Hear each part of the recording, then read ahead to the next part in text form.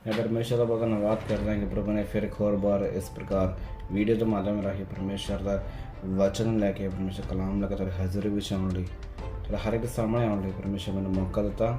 और जिस प्रकार असी परमेश्वर के वचन दे विच या बाइबल दे विच जिस प्रकार असी किताबां हमारे पढ़ रहे हैं सीख रहे हैं, सो मैं यकीन करदा कि जो व्यक्ति इन्हें सुनते हैं उन्होंने बहुत ज़्यादा जानकारी मिल गई किताबों बारे।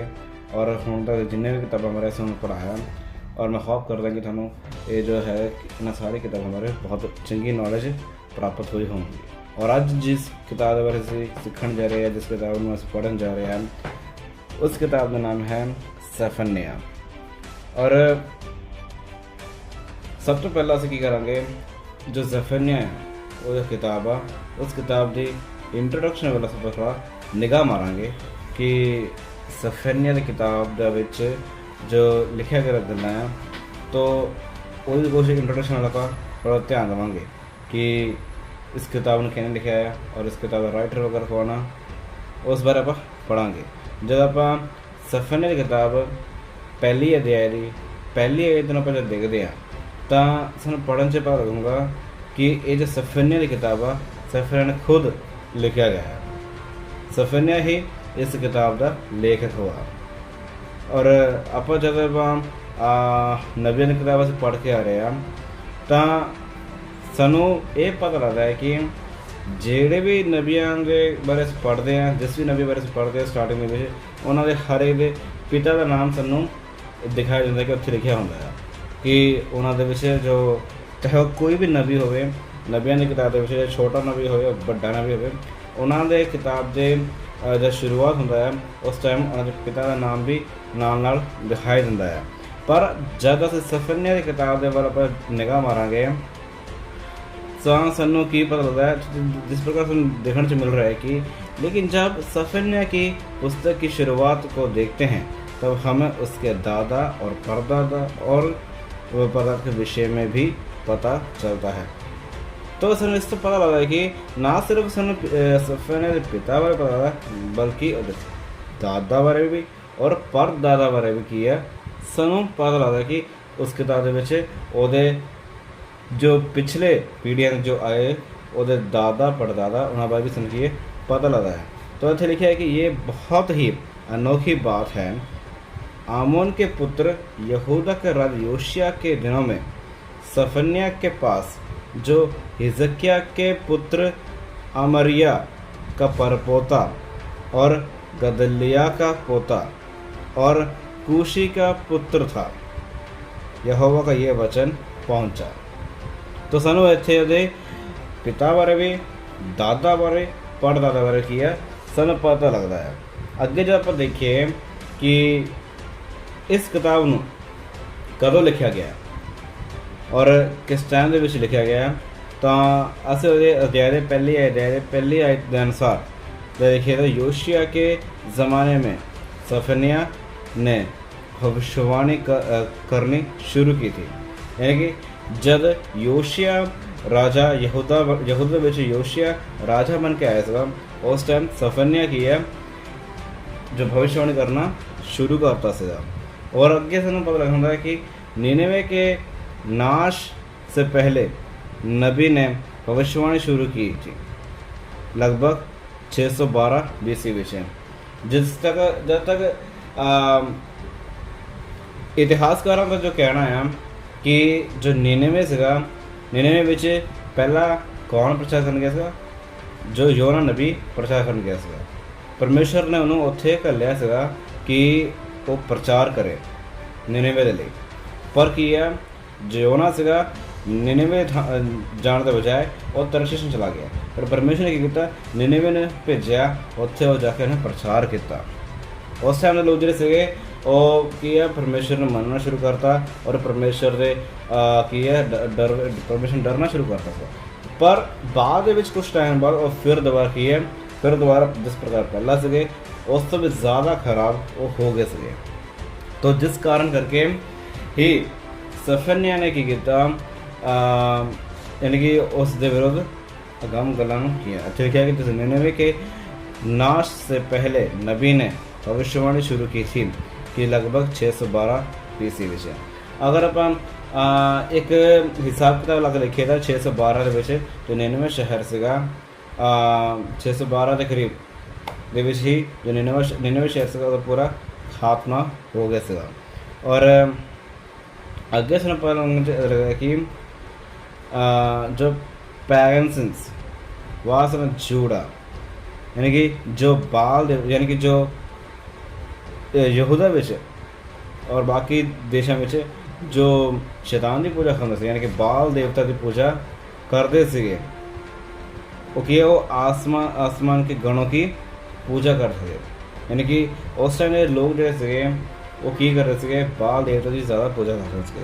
उस टाइम जो बाल देवता था उन्होंने बहुत ज़्यादा महत्व रख रहा था, तो की कर रहे थे बाल देवता की पूजा करते थे। आगे से पता लगा कि सफन्याह ने इन सब के लिए इन सब के विरोध में भविष्यवाणी की थी। तो आप सफन्याह की किताब में जैसे पढ़ांगे इसमें पता लगता कि सफन्याह की किताब में सफन्याह ने इन्होंने सारे देवी देवता के विरोध किए, प्रचार करता था, भविष्यवाणी की थी कि इन्हों के उपर भी एक बहुत बड़ा देवता, इन्हों के उपर भी एक बहुत बड़ा परमेश्वर आसमान के है। और ये बाल देवता है वो आसमान के यानी कि आसमान की रानी होंगी वो की है। जो इजराइल के लोग जोड़े थे वो भी बाल देवता की पूजा करते थे।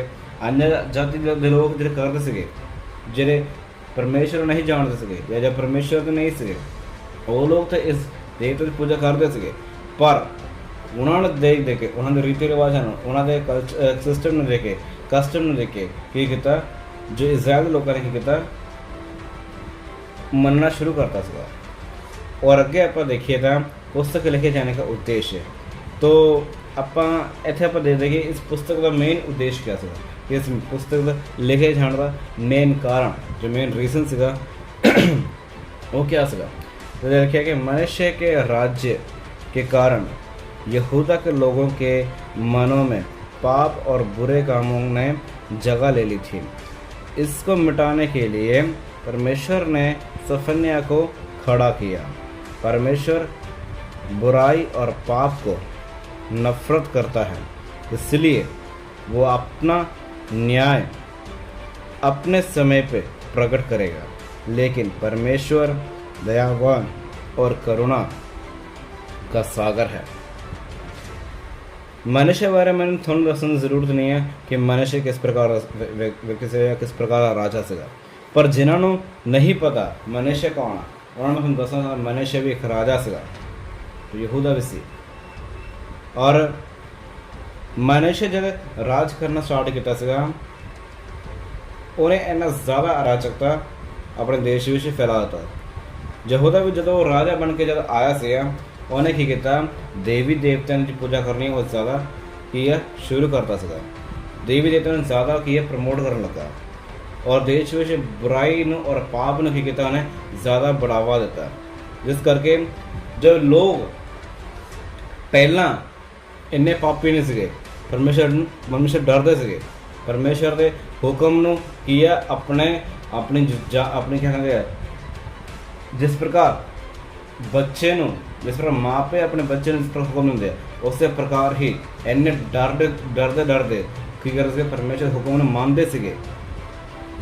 पर जब मनुष्य राज करने लगा उस टाइम की होया जेड़े लोग परमेश्वर डरते थे वो भी उन्होंने जो अंदर डर सीगा वो दूर हो गया। और मनुष्य ने क्या किया देश इन्ना ज़्यादा पाप और बुराई पैदा करता कि लोगों जो उस टाइम लोग इजराइल के लोग थे उन्होंने ये नहीं पता सीगा कि अख किहड़ी है लत्त किहड़ी है। यानी कि कहने का भाव है कि उन्होंने ये नहीं पता कि असी इंसान के जानवर आ उन्होंने जो हरकत सी जानवर नाल भी की बहुत ज़्यादा भैड़ी हो गई सी, जिस करके इतने बस देखने से पता लगता है कि परमेश्वर ने इन्होंने लोगों के विरुद्ध प्रचार करने के लिए इन्होंने लोगों के विरुद्ध अगम गल्लां बोलने लिए परमेश्वर ने सफन्याह को खड़ा किया।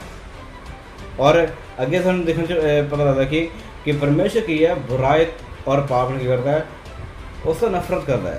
परमेश्वर की पवित्र हुआ परमेश्वर पाक हुआ, इस करके ही वो पाप तो नफरत करता है, वो बुराई तो की है नफरत करता है। इसलिए परमेश्वर ने कहते सफन्याह ने खड़ा किया कि इन्हों के विरोध की है प्रचार करने के लिए।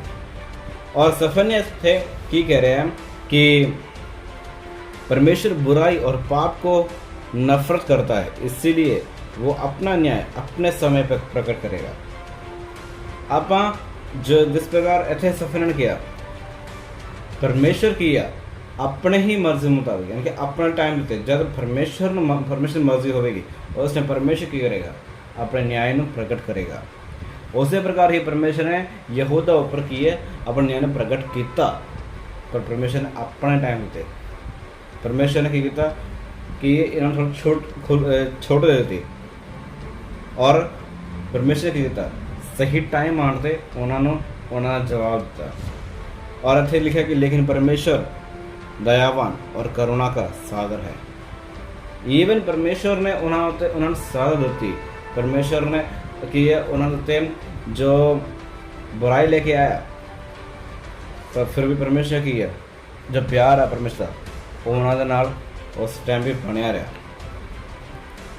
और लास्ट विषय आप देखिए तो इस पुस्तक के विषय यानी कि सफन्याह की किताब के विच जो मुख्य तौर पर 3 उद्देश्य बारे सानू दिता गया है, और 3 गल्लां बारे की है सानू ये दर्शा रहा है। सबसे पहला पाप के लिए न्याय, दूसरा पॉइंट मन फिराव के लिए बुलाहट, और तीसरा पॉइंट की है भविष्य के छुटकारा का वायदा।